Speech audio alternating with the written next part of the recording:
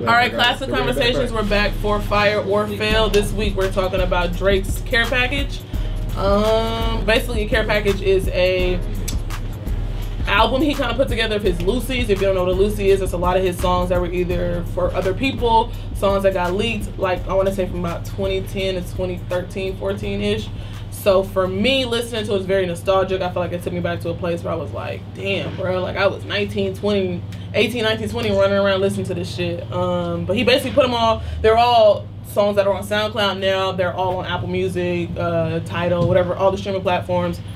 I personally think Drake is kind of gearing up to retire. So I think he's making all of his music available because earlier this year he put So Far Gone on Apple, on all streaming platforms too. And I think he's just gearing up for retirement because he said he want to retire around 35. He's about 32 now.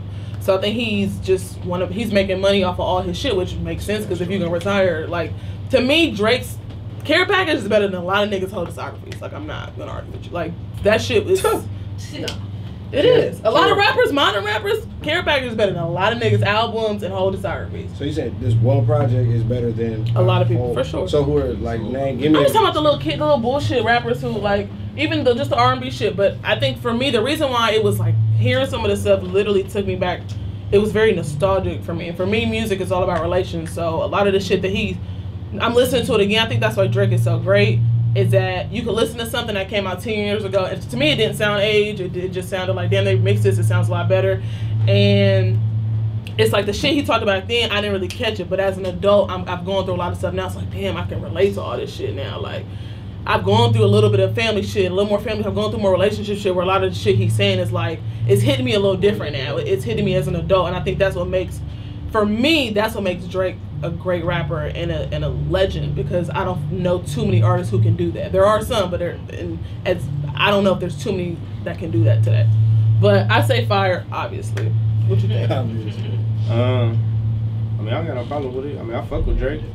So, it's, I ain't really listen to the whole shit yet, but I heard all the songs. Yeah, we've all heard the songs. Right, so then, like, I had to go back and read. From a business standpoint, because you're very business-minded. From a business standpoint, I mean, I think it's the same thing as, hopefully, whenever Don put the Yellow album on, you know what I'm saying, all streaming platforms. He gotta get some like some clearances and shit, but yeah.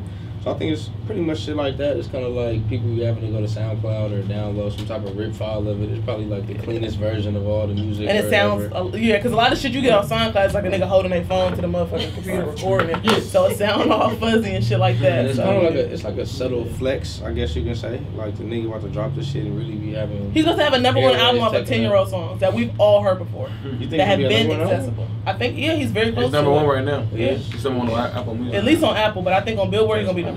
That's what I'm saying. Like, you can't argue that this nigga is not. Like, why not get #1 off recycling? Off recycling. Yeah. Off of Lucy's that we heard 10 years ago. It's debuted #1 on the Billboard 200 albums chart. Damn. Your fave could never. Your fave could never. Your fave could never. I mean, yeah, he's definitely LeBron. He's a LeBron of music right now for sure. And I can't stand that nigga, but yeah. Or Kobe or whoever. LeBron. Come on, man. Definitely Kobe. Right? LeBron. Or Kobe. Right, Mike. Right. He joined us. He retroed us. Kobe yet, bro. Kobe's Lil Wayne, bro. Changed the game. He just Lil Wayne is Kobe, bro. Yeah, you're right. Drake is LeBron, bro. Keep it there. I think bro corny as shit, but you know, aside from that, we can really squabble outside. You keep calling my nigga corny. He's a cornball. You don't like it. He's a white boy. I'm saying, Canada, I'm talking about his personality. I'm not talking about. I know you try to call him the music, but no. First of all, chill. His daddy from Memphis. His dad's from. Yeah, so but don't say that he came in there trying to say he was coming down there as a kid or something. Yeah. No, I think bro was a dope ass artist. I don't per se like all his music, but I can tell you as an artist, I could never take nothing from him. Bro's definitely a dope, very, very creative artist. But you know, just like with anybody, I'm not gonna say I like everything from from everybody. But I think that in a game where you always kind of got to figure out something new, like when Beyonce decided to say, fuck it, I'm just gonna start releasing shit when I want to out the fucking blue, as opposed to the rule prior to that was you gotta drop, you announce you PR, drop it on a certain day, build up the, and she just said fuck all that shit. So I definitely see that's, you know, forward thinking, bro. Decided to say my thing is like you said, it's a flex. It's definitely on some shit where fuck it, I just put out shit that was leaked or, you know, just ended up, and I'ma still do better than projects that y'all niggas put together. Like really, that's like that's like the string like his greatest leaks album. Really is like what it is. And if he could do that, and beat out niggas that, then I could, brand new musical, been in the studio making music for months, putting this out. It's like I be so. That's so funny. I don't know if you saw, but Lil Durk on Twitter today, he screenshotted the Apple charts and he was #2 and Drake was #1. He was like, Drake is Drake, so it really don't count. So I'm really #1. Like, you know, it's Drake, so it's like, yeah, all right, nigga, we know you going #1. Like, it's definitely you know, more power to him for his brand and the fact that he could do that. Have you heard a lot of these songs? I've heard most of them. You know, like some of them are gonna have to take time to grow on me. Like I said, I'm not. They 10 years old. And some of them, like I said, yeah. But again, I'm not.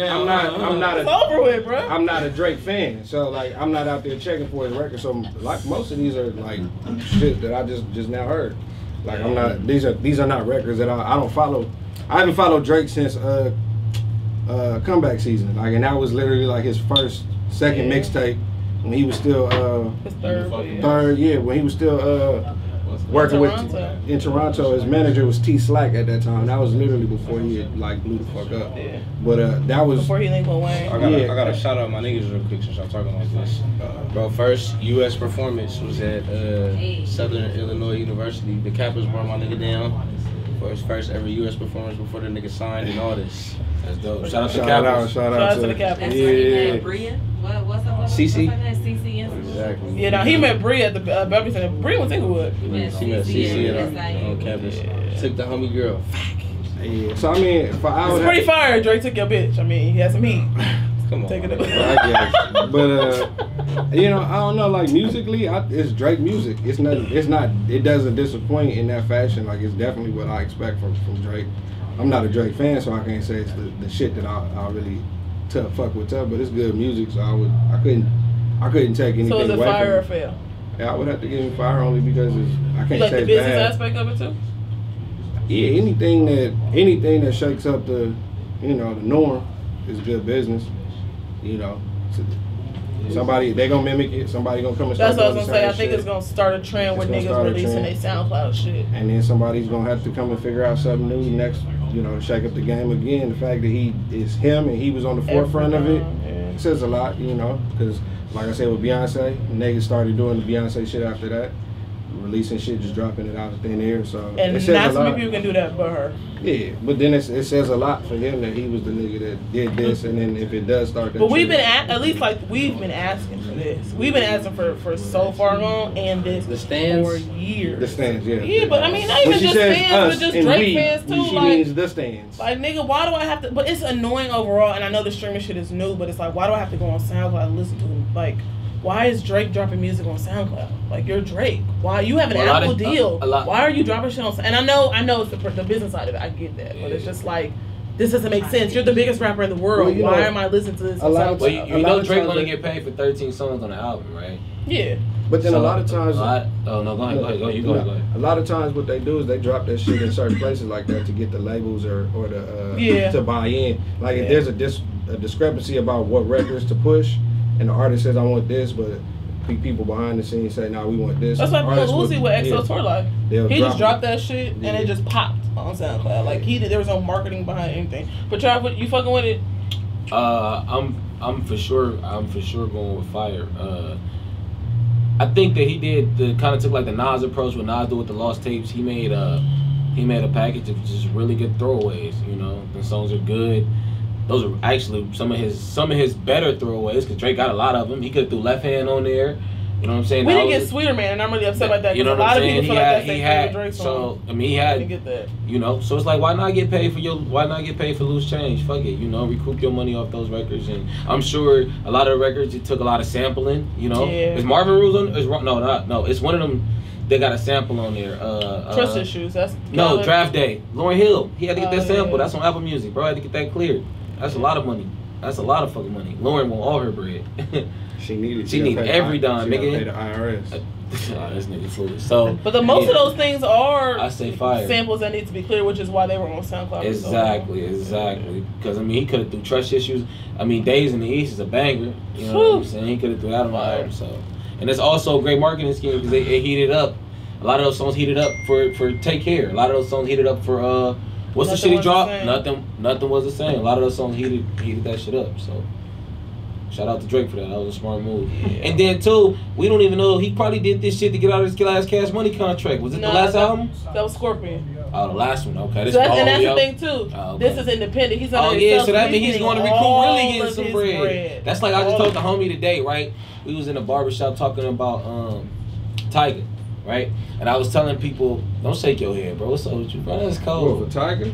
Yeah, I'm gonna shake my head, bro, all day. I think he whack as shit. Okay, cool. I mean, keep in mind, I have a little story about that shit. Hold on, let him finish the story. So I want to hear what you're talking about. So when I was telling the homie about Tiger, I was like, bro, this nigga Tiger really independently sold 7 million records, did 2 billion streams.